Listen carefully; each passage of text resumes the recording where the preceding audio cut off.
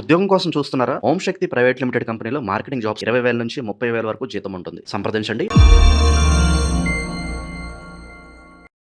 అందరికి నమస్కారం. నేను శిరీష. ప్రస్తుతం మనతో పాటు ఉన్నారు ప్రముఖ ఆధ్యాత్మికవేత్త, జ్యోతిష పండితులు చెబిఎం కిరణ్ శర్మ గారు. గురుగారితో మాట్లాడదాం. అంతకంటే ముందు ఇలాంటి ఆధ్యాత్మిక పరమైన విషయాల గురించి తెలుసుకోవడానికి ఇప్పుడే మన ఛానల్ ని సబ్స్క్రైబ్ చేసుకోండి. నమస్కారం గురుగారు.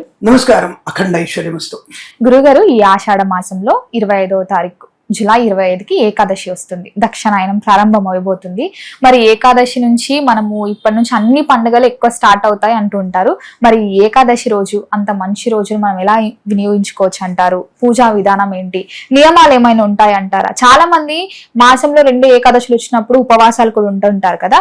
ఈ ఏకాదశి నుంచి అలా ఏమన్నా ప్రారంభించుకోవచ్చు అంటారా? ఒకసారి దాని గురించి తెలియజేయండి. అంటే ఇక్కడ ఏ ఏకాదశి అయినా పరమ పవిత్రమైనది. అంటే ఏకాదశి అంటేనే పరమ పవిత్రమైనది. ప్రతి ఏకాదశి రోజు మనం ఉపవాసంగా ఉండాల్సిందే. ఉపవాసము అంటే నక్తము, నిరాహారంగా ఉండడం. రెండవది ద్వాదశి పాలన. ఏకాదశి ఎంత పరమనిష్టగా చేస్తున్నారో ద్వాదశి పాలన అంత నిష్టగా చేయాలి. అంటే ఏదో తినేసాం ఏదో ఉన్నామని కాదు. ఏకాదశి రోజున చాలామంది నక్తముగా ఉంటారు, అంటే ఉపవాసంగా ఉంటారు, కానీ జాగరణ చేయరు. జాగరణ కూడా ఇంపార్టెంట్. అసలు జాగరణ చాలా ఇంపార్టెంట్. ఆ రాత్రి తప్పకుండా మనం చేసేటువంటి భాగవత పురాణ ప్రవచనం వినడం, అలాగే ఇతర ధార్మికమైన విశేషాలు వినడం, ధర్మకార్య ఆచరణకు సంకల్పం చేయడం, సో ఇలాంటివన్నీ కూడా మనం తప్పకుండా ఆ రోజు చేయాలి.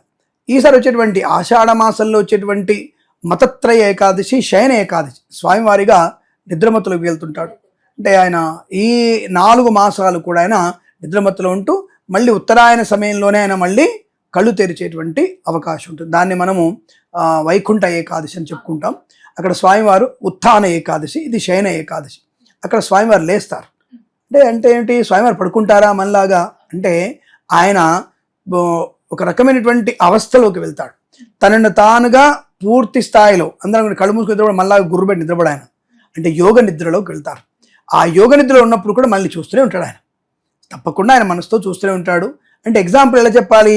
మనం పడుకున్నాం, మన గుండె ఎలా కొట్టుకుంటుంది? మనకి బయట వ్యవస్థ తెలియకపోయినా గుండెకి శరీరం ఉండాలి, బతికుండాలి అనేటువంటి భావనతో మన పంచేంద్రియాలు నడుస్తూ అన్ని తిరుగుతూనే ఉంటాయిగా. కాబట్టి అలాగే భగవంతుడు మనం చూస్తున్నాడు అంటే యోగ నిద్ర ద్వారా ఆయన మనకి సంరక్షిస్తూనే ఉంటాడు. అంటే ఆయన మనందరం ఆయన ప్రాణం లాంటి వాళ్ళం, ఆయన గుండెకాయ లాంటి వాళ్ళం. మరి ఆయన గుండెకాయ ఆయన ఆపుకోడు కదా. కాబట్టి ఆయన యోగ నిద్ర నుండి కూడా మనల్ని ఎప్పుడు కూడా ప్యూరిఫై చేస్తూనే ఉంటాడు, మనల్ని కాపాడుతూనే ఉంటాడు, మన రోజువారీ కార్యక్రమణాన్ని ఆయన చేస్తూనే ఉంటాడు. కాబట్టి ఏకాదశి వ్రతం అనేది ఎప్పటికీ కూడా చాలా విశేషమైనది. అసలు ఆ రోజు చేసే సంకల్పం ఏది కానీ, దక్షిణాయనం కానీ, ఉత్తరాయణం కానీ, సో జ్యేష్టం కానీ, ఆషాఢం కానీ, శ్రావణం కానీ, భాద్రపదం కానీ, ఏకాదశి అయినా ఏకాదశి అనేది పరమ పవిత్రమైనది. దాని తర్వాత నెక్స్ట్ అద్భుతమైనటువంటి అంటే ప్రదోష కాలంలో చేసేటువంటి మాస శివరాత్రి. ఈ 2 కూడా నెలలో ఈ రెండింటిని ఎవరైతే పాటిస్తారో ప్రతి నెల ఏదైనా ఒక ఏకాదశిని మీరు నక్తముగా ఉంటూ, తప్పకుండా మాస శివరాత్రిలో నక్తముగా ఉంటూ, ప్రదోష కాలంలో ఈశ్వరుణ్ణి, ప్రాతకాలంలో విష్ణుమూర్తిని ఆరాధన చేసిన వారికి విశేషమైనటువంటి ధన కనక వస్తు వాహన ప్రాప్తి ఖచ్చితంగా ఉంటుంది. అదే గీతలో చెప్పాడు, అదే ఆయన మనకి హనుమాన్ చాలీసలో చెప్పాడు. కాబట్టి ఈ విషయాలన్నీ కూడా మనం తెలుసుకొని మనం ఆ రోజు నక్తముగా ఉంటూ, ప్రాతకాలంలోని ఏకాదశి వ్రతం కాబట్టి ఈరోజు శయన ఏకాదశి కాబట్టి స్వామివారిని తప్పకుండా మనం ఈ యొక్క చాతుర్మాస్య దీక్షలో ఉంటాడు. ఇప్పుడు ఆయన చాతుర్మాస్య దీక్ష అంటారు దీన్ని. ఆ దీక్షలో వెళ్తున్నటువంటి ఋషులందరూ కూడా, మునులు, ఋషులు, ఇక అంటే ఇటువంటి చాతుర్మాసం చేసేవాళ్ళు. మన ఎగ్జాంపుల్ ఇప్పుడు ప్రస్తుతానికి పవన్ కళ్యాణ్ గారు అటువంటి దాంట్లో ఉన్నారు. ఒక రకంగా ఆయన తక్కువ మాట్లాడతారు, తన విధి మాత్రమే చేస్తుంటారు, ఆయన దీక్షలో ఉన్నారు. ఏకభుక్తంగానే ఉంటారు, ఎక్కడ వెళ్ళినా చాలా జాగ్రత్తగా ఉంటారు. కాబట్టి ఈ విషయాన్ని గమనించుకోవాలి. అంటే పవన్ కళ్యాణ్ ఉద్దేశించినటువంటి అర్థం ఏమిటి? ఎగ్జాంపుల్ చెప్తున్నాను నేను. ఆయన చాతుర్మాస దీక్షలో ఉన్నారు ఆయన.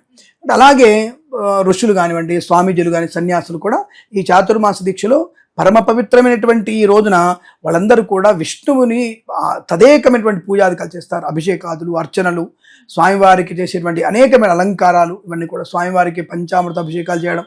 అంటే ప్రాతకాలంలో విష్ణుమూర్తికి ప్రాతకాల పూజ, శివుడికి ప్రదోషకాల పూజ. అది చాలా విశిష్టమైనటువంటి ప్రదోషకాల పూజ అయింది.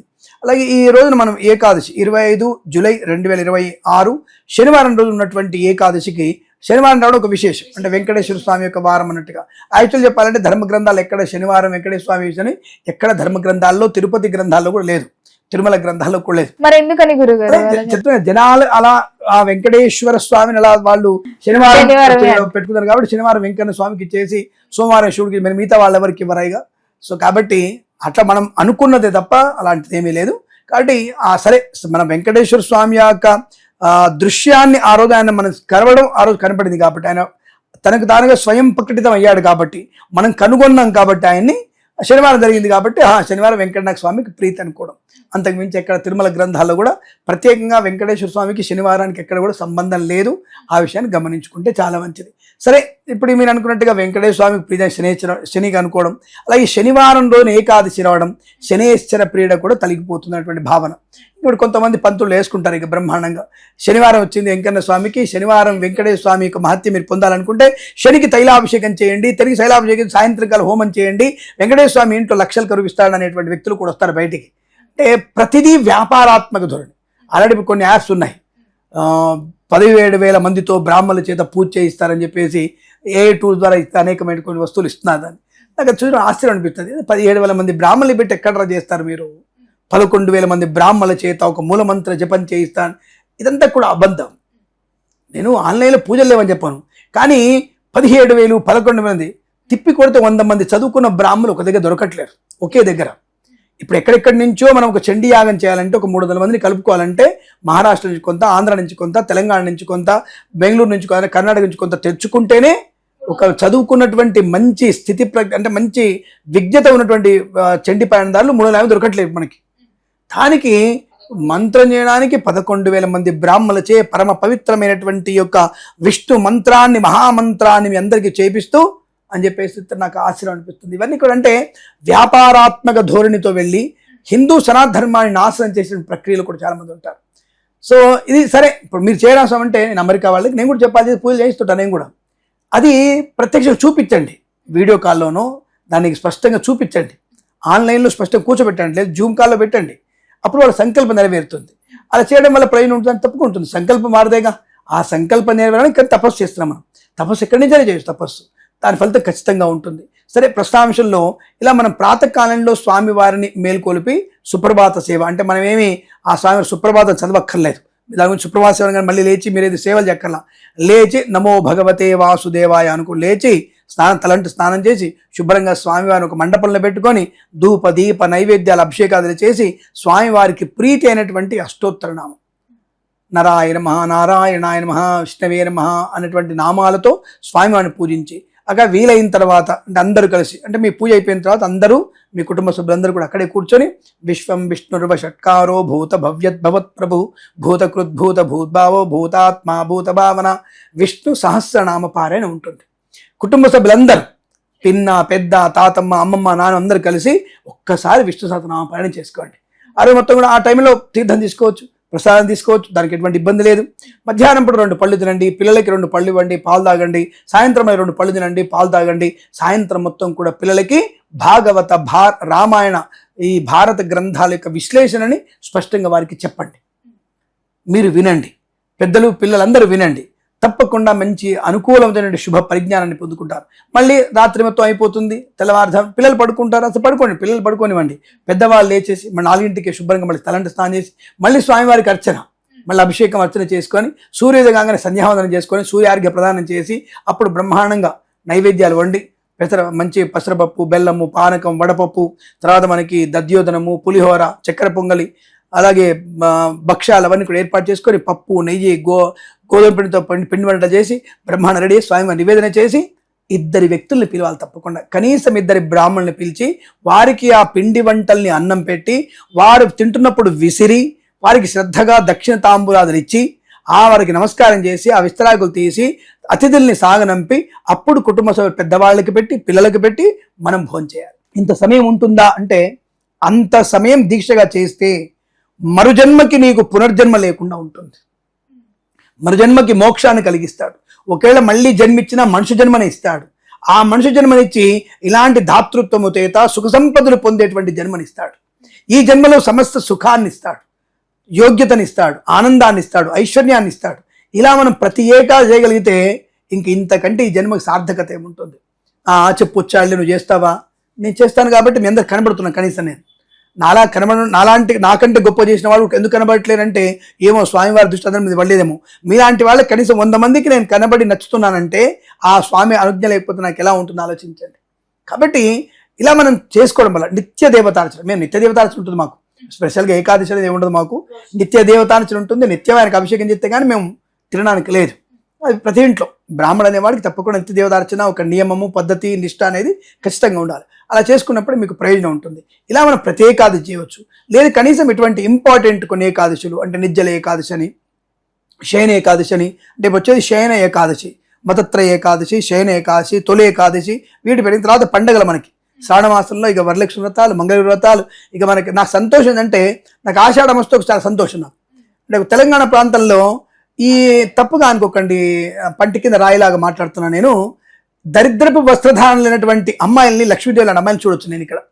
ఆషాఢ మాసంలో భాగ్యనగరంలో చూసే అమ్మాయిల్ని చూస్తే నాకైతే కన్నుల పండుగ. అబ్బా, ఇంతమంది లక్ష్మీదేవి ఉన్నారా నా భాగ్యనగరంలో అనిపిస్తుంది. అది నా తెలంగాణ మొత్తంలో కూడా.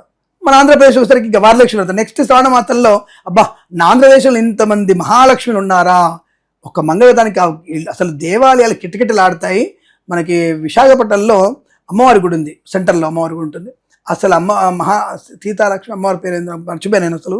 అక్కడ అమ్మవారి కొద్ది నేల మీద ఉంటుంది, జగదంబ సెంటర్ సంథింగ్. అక్కడ అసలు అమ్మవారి అసలు అక్కడికి వెళ్తే ఆడపిల్లలు అసలు ఎంతమందో, అప్సరసలు కూడా పనికిరా అంత బాగుంటారు మన ఆడపిల్లలు. అటువంటి నాకు చూడగానే అమ్మయ్య ఈ 2 నెలలు చాలా బ్రహ్మాండంగా ఉంటుంది. తర్వాత మళ్ళీ అసభ్యమైనటువంటి వస్త్రధారణ, శరీర అవయవాలు ఎవరు చూడాలో ఎవరు చూడకూడదో తెలియనటువంటి దరిద్రపు వేషధారణలు ఉంటారు. మళ్ళీ అక్కడ ఈ దుంపదగా వీళ్ళు ఎప్పుడు నాశనం అవుతారా అనిపిస్తుంది నాకు చూసినప్పుడు. ఈ ఆషాఢ శ్రావణ చూస్తే అబ్బాయి ఈ లక్ష్మీదేవులు చిరకాలం సుమంగళిగా ఉండే వరవి అని చెప్పేసి నేను కోరుకుంటుంటాను. అంటే ఎందుకు ఇలాంటి అంటున్నారు గురుగారు అంటే, సమాజంలో పాడవడానికి అదొక కారణమైందమ్మా. అంటే అసందర్భమైన సందర్భ వాక్యాలు కాబట్టి చెప్తున్నాను. ఇప్పుడు మన జరిగినటువంటి ఒక అమ్మాయి పాపం 13వ తారీఖు పాపని, 13 ఏళ్ల పాపని 5 రోజులు అమ్మాయిని పాపం కిడ్నాప్ చేసి 30 మంది మానభంగం చేసి హింస పెట్టి అమ్మాయి చనిపోతే ఏ సమాజంలో ఉన్నాం మనం? పాప అమ్మాయి మంచిగా ఉంది, అదే అంటాను, అమ్మాయి మంచిగా ఉంది, మంచి వస్తుందని కనపడింది. అంటే ఆ రోజు బెడ్ మీద తల్లి ఏడుస్తున్నప్పుడు చూసాం మనం. పాపం ఎంత నరకం అనుభవించింది ఆ చిన్న తల్లి. 13 ఏళ్ల పిల్లకి, ఆ పిల్లకి అవయవాలు కూడా తయారవు, పచ్చి చేయడం అది. ఆ పిల్లని 30 మంది మానభంగం చేశారంటే వాళ్ళని చంపేయడం ఉత్తమమే. నేను మొహమాటకుండా చెప్తాను, నేను సుప్రీంకోర్టు జడ్జి కూడా భయపడేది ఏం లేదు. అలాంటి వాళ్ళని చంపేయడం వల్ల నష్టం. సమాజానికి పనికి రానటువంటి వ్యక్తి చంపేయడం తప్పేం లేదు. అలా అనుకుంటే మనం పెద్ద పెద్ద తీవ్రాలు చంపేయలేదా, సింధుల్లో చంపేయలేదా, ఇప్పుడు ఏమైనా చంపేయలేదా? కాబట్టి వీళ్ళు అంతకంటే ప్రమాదమైన వాళ్ళు. వీళ్ళు బయట నుంచి వచ్చేటువంటి ముష్కరుల కంటే ఎక్కువ వీళ్ళు ప్రమాదమైన వాళ్ళు. ఎందుకంటే వీళ్ళు తల్లిని కూడా రేపు చేస్తాడు, కట్టుకున్న సొంత బిడ్డను కూడా రేపు చేస్తాడు వీడు. కాబట్టి ఇటువంటి వ్యక్తులు బతకడం కన్నా సమాజంలో చనిపోవడం మంచిది. ఇక్కడ నేను కారణం ఏంటంటే, ఈ అమ్మాయి పాపం ఎటువంటి మనం చూడలేదు కాబట్టి తప్పుగా మాట్లాడద్దు. వస్త్రధారణ గురించి ఎందుకు వేరే వాళ్ళు ఇలా వస్త్రధారణ వేసుకోవడం వల్ల, అసభ్యమైనటువంటి వస్త్రధారణ వల్ల ఈ చెడ్డమైనటువంటి వ్యక్తులు, దుర్మార్గ వ్యక్తులకి ఒక కామరకమైన కామరూపాలు ఏర్పడతాయి, కాముక తత్వం. ఈ అసభ్యమైన వస్త్రాలు వేసుకునే వాళ్ళు ఎవరేం చేయలేరు. కానీ అమాయకులుగా నిండు వస్త్రాలు వేసుకున్నటువంటి వ్యక్తుల మీదకి వెళ్ళి వాళ్ళ మీద ఎగబడుతున్నారు వీళ్ళు. ఎందుకంటే వీళ్ళు వేస్తారు, వీళ్ళు ఆల్రెడీ అసభ్యమైన వస్త్రధారణ, చేతిలో సిగరెట్టు, చేతిలో మందు ఉండేసరికి వీళ్ళు అనుకుంటారు వీళ్ళు హై లెవెల్, వీళ్ళని చేయలేము ఆల్రెడీ. ఎందుకంటే వాళ్ళు ఆల్రెడీ అసభ్యంగా ఉంటారు కాబట్టి వాళ్ళు రేపు చేయడం ఎందుకు. కాబట్టి ఈ యొక్క కామతత్వాన్ని ఇంకోళ్ళ మీద చూపిస్తున్నారు, వాళ్ళు బలహీనం మీద చూపిస్తున్నారు. ఇది కూడా ఒక కారణం అంట నేను. ఇదే కారణం కాదు, ఇది కూడా ఒక కారణం. తల్లిదండ్రుల పెంపకం ఒక కారణం, ఇది కూడా ఒక కారణం. కాబట్టి మనము స్త్రీలు ఎంత అందంగా కనపడితే మంచిది. అందము అనే దానికి, అసభ్యత అనే దానికి చాలా తేడా ఉంది. దాన్ని కనిపెట్టుకోగలిగితే ఈ రకమైనటువంటి ప్రమాదం కూడా ఉంది. కనుక కాస్త ఎవరన్నా అంటే ఇప్పుడు మళ్ళీ ఏమంటారు, దృష్టి మగోడిది బాగుంది. నా కూతురు అదే అంటది, మగోడు దృష్టి ఉండాలి, మగోడు దృష్టి మంచిగా ఉండాలి. ఇప్పుకొని తిరిగిన తర్వాత దృష్టి ఎందుకు ఉంటుంది? ఇప్పుకొని తిరిగిన తర్వాత దృష్టి ఎందుకు ఉంటుంది? ఇప్పుడు అసందర్భమైన సరే ఎందుకు చెప్తున్నారు మన ఛానల్ ద్వారా అంటే, మన ఛానల్ని 10 మంది ఫాలో అవుతారు కాబట్టి. నా ముందు నా కూతురు లాంటి ఆడపిల్ల ఉంది కాబట్టి ఒక చిన్న విషయం చెప్తాను. ఆ అమ్మాయికి సిగ్గుపడుతుందో బాధపడి తెలియదు నాకు.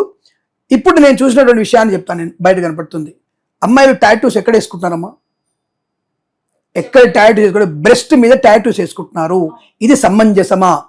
మీరు గనుక నిజమైన తల్లిదండ్రులు అయితే నీ కూతురు ఎద మీద టాటూ వేసుకోవడం నీ సమ్మతిస్తున్నావా? ఆ టాటూ వేసుకోవడానికి నగ్నంగా కూర్చుంటున్నావు నువ్వు. నీ స్తన్యం ఎవరికి చూపిస్తున్నావు? 2కి చూపించాలి నువ్వు. ఒకటి పుట్టినప్పుడు తండ్రికి మాత్రమే కనబడుతుంది, భర్తతో సుఖాన్ని పొందుతుంది, వైద్యునికి చూపించాలి ఏదైనా ప్రమాదం అయినప్పుడు. అంతే కదా. పుట్టినప్పుడు తండ్రి సన్నివేం చూడు, నీ శరీరాన్ని చూసే తండ్రి, ఆయన మాంసం బుద్ధ నువ్వు కదా, ఆయన శరీరాన్ని మొత్తం చూసి నీ కడిగి నువ్వు శుభ్రం చేసి, నువ్వు టాయిలెట్ పోతే కడిగి శుభ్రం చేసేవాడు ఆయనే. అండ్ ఆయన దోషం లేదు. నీ వయసు పెరిగిన తర్వాత 9 సంవత్సరాల తర్వాత నిన్ను అలా చూడడు, అది సందర్భం. రెండవది చూసేవాడు నీ భర్తనే జీవితాంతం. ఆ తర్వాత ముఖ్యంగా పరమాత్మతో సమానమైన వాడు వైద్యుడు. నీకు ఏదైనా ప్రమాదం వస్తే నీకు వైద్యం చేయడానికి వాడు ఒక్కడే చూస్తాడు. కానీ ఇప్పుడు ఉన్నటువంటి వ్యక్తులు, మీరు ఎక్కడ నీ వయసు 16 ఏళ్ళు, నీ స్తన్యాన్ని ఇంకొకరికి ఇచ్చేసి అట్లా చేతి అడ్డం పెట్టుకొని టాటూ చేసుకుంటావా? సిగ్గు శరం ఉంది ఆడవాళ్ళకి ఏమన్నా? ఇది ఉందా? బొడ్డు మీద ఇది వాటిని పిన్స్ పెట్టుకుంటారా? అంటే మీరంటారు వెంటనే, అంటే కిరణ్ శర్మ అన్ని చూస్తున్నావు కదా ఇలాంటివి. నా ఛానల్లో న్యూస్ వచ్చినప్పుడు తీద్దామని సరికలు ఇవి కనబడుతున్నాయి, ఫస్ట్ కనబడేవి ఇవి కనబడుతున్నాయి. నేనేం చేయను, నేను లోపలికి వెళ్ళి ఏం చేయను. దానికి 3-4 దాని ఫోటో తీస్తాడు, వాడు చెప్తుంటాడు, దాంతో పేపర్తో ఇట్లా అంటుంటాడు, నీ స్తన్యాన్ని ముట్టుకొని నలుపుతుంటాడు. ఇదా నువ్వు చేసే సంస్కారం? ఇదా మీకు చేసే? దీనివల్ల రేపులు జరగవా? అర్ధనగ్నంగా వంగి నువ్వు చూపించే ప్రదర్శనలా బూతు చూపిస్తారా మీరు? దానికి సుందీరం 2 బొట్లు బూతులు మాట్లాడిస్తారా? ఇదే సంస్కారం చేసేది? ఎక్కడున్నాం మనం? రెండవది, చీర మీకు కట్టుకోవడం రాదా? సిగ్గులేదు ఆడదాని గారు మీరు? చీర మీకు కట్టుకుని చీర కట్టుకోవడం రాదమ్మా? చీర కట్టుకోవడానికి పెళ్ళప్పుడు చీర కట్టుకోవడానికి వేరే మొగోడు రావాలా? మరి 25,000 అంటే ఆ చీర కట్టుకోవడానికి పెళ్లిళ్ళల్లో ఒక బయటి వ్యక్తి వచ్చి చీర కడతాడా మీకు? సనాధర్మంలో వేరే మతం వాడు వచ్చేసి నీకు నీ పెళ్ళి చీర కట్టేది వాడు? వేరే మతం వాడు వచ్చి చీర కట్టాల్సిన అవసరం ఏంటి? నీ జుట్టుని కట్ చేయాల్సిన అవసరం, పెళ్ళప్పుడు జుట్టు కట్ చేయాల్సిన అవసరం ఏంటి? అంటే ఏ ప్రపంచంలో ఉన్నాం మనం? అసలు ఎక్కడ వెళ్తున్నాం మనం? ఇదా మీరు చేసేది? రెండవది అత్యంత దారుణమైనది. ఈ మధ్య నేను క్రికెట్ మ్యాచ్ చూస్తున్నాను, నేను బాగా, నాకు చాలా ఇష్టం. చూస్తున్నప్పుడు దాంట్లో అడ్వర్టైజ్మెంట్ వస్తుంది. ఒక అమ్మాయి బ్యాగ్ ఇట్లా పెట్టుకొని వస్తే అమ్మాయి బ్యాగ్ ఇంకొక ఆవిడ సర్దుతుంటుంది, వెంటనే ఈవిడికి 3 వస్తుందట. ఏంది ఆడదాన్ని చూస్తే దీనికి 3 వస్తుందట. అదేమన్నా సమంజసమైన అడ్వర్టైజ్మెంట్ అయినా అది? ఈ ఆడది బ్యాగ్ చదువుతుంది, ఈయన టచ్ చేయగానే ఆవిడకి ఎమోషనల్ ఫీల్ అయిపోయి ఆవిడ డిఫరెంట్ లుక్ చేసేసరికి ఇద్దరికి, అంటే ఆడదిద్దరు కూడా కాముకైన రూపం చూపిస్తున్నారు వాళ్ళు. ఇది క్రికెట్ మ్యాచ్ వచ్చిన అడ్వర్టైజ్మెంట్ మధ్యలో వచ్చింది. ఇది నాకు అసహ్యం అనిపించింది. ఏం సమాజం ఉన్నారా మీరు? ఏం చూపిస్తున్నారు మీరు? నాకు అర్థం కాలేదు. ఇలాంటి తత్వం వల్ల మనకి సమాజం నాశనం అవుతోంది. ఇది కారణమవుతోంది. చీర కట్టియడానికి ఒకడు, నీ స్తన్యం మీద టాటూ చేసుకోవడం, బొడ్డు మీద రింగులు పెట్టించుకోవడం, 4 మీద రింగులు పెట్టించుకోవడం. ఎవరితో సినిమాలు చేస్తుందా? దానికి అది అవసరం. అది చూస్తే కానీ, ఆ మసాలా చూపిస్తే కానీ మన సినిమా టికెట్లు లేవు. వాడి ఇష్టం అది. నీ జీవితం నీకెందుకురా? ఇలాంటివన్నీ కూడా ఒక అభాగ్యమైనటువంటి చిన్న పిల్ల మీద, అంటే వీడికి దృష్టి పడుతుంది కదా, ఎలాగైనా వీడి కామం పెరిగింది, దీన్ని తీర్చుకోవాలన్నప్పుడు వాడు 6 నెలల పిల్లనా, 6 ఏళ్ల పిల్లనా, 9 ఏళ్ల పిల్లనా, 13 ఏళ్ల పిల్లనా తెలియట్లే. లాస్ట్కి అక్కనా, చెల్లెనా, అమ్మనా కూడా తెలియట్లేదు వాళ్ళకి. ఇది ఒక కారణం అవుతుంది. ఇలాంటివన్నీ కూడా ప్రమాదాన్ని కలిగిస్తాయి. మరి ఇలాంటి వాళ్ళు, నీ తమ్ముడి టాటూ వేసేవాడు అనుకుందాం, నీ తమ్ముడితో నీ స్తన్యం మీద టాటూ వేయించుకుంటావా? నీ అన్నతో వేయించుకుంటావా? వాడు మొగోడే కదా. నీకు టాటూ ముఖ్యం, వాడు టాటూ వేయడం ముఖ్యం. వాడిని స్తన్యం ముట్టుకుంటేంది, ముట్టుకోకపోతేంది? ఇది ఎవరు చెప్పాలి? సిగ్గుశరం ఉందా? ఇప్పుడు నీ కూతురు పెళ్ళి అవుతుంటే కూతురు గదిలోకి వెళ్ళేసి ఆవిడ జాకెట్ మీద ఉంటే ఈడొచ్చేసి చీర కడతాడా? ఆవిడ చేతిలో బొడ్లో ఆవిడ కడుపుని ముట్టుకుంటాడా? ఆవిడ పిరుదుల్ని ముట్టుకుంటాడా? ఇదా మనం చేసేటువంటి దరిద్రం. ఎక్కడున్నాం మనం? ఈ ఆడ సిగ్గుశరం. డబ్బు ఉంటే సరిపోయిందా? మదం ఉంటే సరిపోయిందా? డబ్బు ఉన్నటువంటి రోగంతో కొట్టుకుంటున్నారు వీళ్ళు. సరే, చీర కట్టి రాలేదు, ఆడదాని బిలు, ఆడపిల్లని బిలు, దాని వీడియోలు పెట్టడం ఏంటి? వాడు దానికి ఫేస్ ఏంటి? యు నో దట్ ఇలా మడత పెట్టుకోవాలి మనం, please you can do see like this అంటే ఆడదానికి కుర్చీళ్ళు పోసుకొని రావట్లా. నేను కనీసం షూట్ చేస్తున్నప్పుడు నాకు ఇట్లా జారిపోతే నేను తప్పకుండా పైకి అనుకుంటా. నేను అదొక ఫీలింగ్, అరే మనకు అది ఎదురుగా నా మీద నా బిడ్డ లాంటిది ఉంది, చేయడం నాకు అసహ్యం కనపడద్దని నాకుంటే, ఇవాళ రేపు ఆడోళ్ళు ఫంక్షన్లలో ఈ భాగం వరకే ఉంటుంది, ఈ భాగం వదిలేశారు.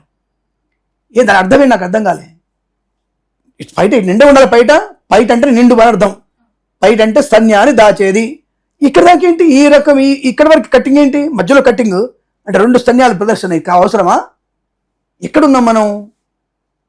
మగాడు కడ్రాయర్ మీద, మగాడు షార్ట్ మీద, షార్ట్ పై బౌన్సర్ మీద, బౌన్సర్ దాని అంటారు చెడ్డి కంటే కొద్ది పైది వాడేసుకొని తిరగడం, కట్ బనీన్ వాడు, ఆవిడ అర్ధనగ్నంగా ఆవిడ, ఇద్దరు ఎవరు అంటే my sister, she my brother, bro, cameraman bro, makeup man bro. వాడు ఏం చేస్తున్నాడు, ఏం తీస్తున్నాడు, అసలు వంగితే ఏం తీస్తున్నాడు వీటిని తెలుస్తున్నా కనీసం ఏమన్నా ఆ జ్ఞానం ఉందా ఇంకేమన్నా? ఎవరు చెప్పాలి ఇవన్నీ విషయాలు కూడా? ఇలాంటివన్నీ దరిద్రంతో మనకి ఇటువంటి ఏకాదశి వ్రతాలు ఎన్ని చేస్తే ఎంత పుణ్యం ఉంటుందో, ఇటువంటి శయన ఏకాదశులు చేస్తే ఆ భగవంతుడు బుద్ధిని బాగా అయితే చెప్పడం మనకి. మీకు ఏదో శోధిస్తున్నాను కాదండి, నేను ఎవరు ఆడవాళ్ళని ఎవరు కూడా కించపరచట్లేదు, అవమానం చేయలేదు. ఇలాంటివి కూడా ప్రమాదానికి కారణమవుతున్నాయి. మగవాడి దృష్టి ఎప్పుడు చెడునే ఉంటుంది. వాడిని కూడా తాట తీయాలి తల్లిదండ్రులు, వాడి దృష్టి కరెక్ట్గా పెట్టాలని తాట తీయాలి వాడిని. వాడిని లేస్తే వంగితే అట్లకాడతో మాట పెట్టాలి వాడికి. ఒరేని ప్రతిదా పిల్లని తల్లిలాగా చూడని చెప్పే ప్రయత్నం మనం చేయాలి. వాడిని కనిపెట్టాలి, వాడి వయసు పెరుగుతుంది, ఎలా ఉంటున్నాడు, ఇలాంటి చూస్తున్నాడు, వీడియోలు ఏం చూస్తున్నాడు తెలుసుకోవాలి. ప్లస్ తల్లిదండ్రుల అక్రమ సంబంధాలు ఉండకుండా చూసుకోవాలి. ఇలావన్నీ కూడా ఉండాలంటే ఇటువంటి ఏకాదశి రోజున జాగరణ, కుటుంబ సభ్యులందరూ కూడా నామస్మరణ, భగవన్నామస్మరణ, నగర సంకీర్తన చేస్తూ దేవాలయ సందర్శన చేస్తే ఒక సంస్కృతి, సంప్రదాయం, కట్టుబాట్లు తెలిసి చేయండి. ఉద్యోగాలు చేయండి, ఆడపిల్ల ఉద్యోగాలు చేయండి, మగవాడు ఉద్యోగాలు చేయండి. సమాజంలో మీరు డెవలప్ అవ్వాలి. జంజీలుగా బ్రహ్మాండంగా ఉండాలి. జంజీలు గంజీలుగా మారుదంట. నేను సమాజానికి ఉపయోగపడే తీరుగా ఉండాలి. ఆడది ఇద్దరు ఎంజాయ్ చేద్దాం, మగోడు ఇద్దరు ఎంజాయ్ చేద్దాం, దానికి కోర్టు అనుమతి ఉంది. ఏదా కోర్టు అనుమతి ఉండేది? నా బొంద అనుమతి, కోర్టు గిట్టే ఉండదు. నీ ఇంట్లో తాట తీసే ప్రయత్నం చేయాలి మనం. ప్రతి ఆడపిల్ల బిహేవియర్ని, ప్రతి మగవాడి బిహేవియర్ని మనం కనిపెట్టగలిగితే, అక్రమ సంబంధం నిర్వహించగలిగితే తప్పకుండా మనకి నవ సమాజం ఏర్పడుతుంది. అందుకే ఇటువంటి ఏకాదశులు, గణపతి నవరాత్రులు, ఉత్సవాలు, మంగళ వ్రతాలు, వరలక్ష్మి వ్రతాలు, ఆషాఢ మాస బోనాలు, ఇలా అనేకమైనటువంటి ధార్మికమైన ప్రవర్తన మనం కలిగించుకొని చేస్తే సుఖం, సంతోషం బాగా ఉంటున్న విషయం నా ఉద్దేశం. తప్ప ఎవరైనా ఇబ్బంది పడి ఉంటే నా మాటల వల్ల, నా కూతురు ఏమైనా ఇబ్బంది పడి ఉంటే నాకేం దాని గురించి నేనేటు ప్రాయశ్చిత్తపడను. చెప్పే విషయం నిజమైందే. కావాలంటే మీరు అన్ని రీల్స్ చెక్ చేసుకోవచ్చు. నేను అంత ధైర్యంగా చెప్పగలుగుతాను. ప్రేమతో మీ కిరణ్ శర్మ. గురుగారు, మొత్తం మీద మాకు తెలియని ఏకాదశి గురించి చాలా మంచి విషయాలు, అలాగే మాకు తెలియని ఎన్నో ఇంకా మంచి విషయాలు తెలియజేసినందుకు ధన్యవాదాలు.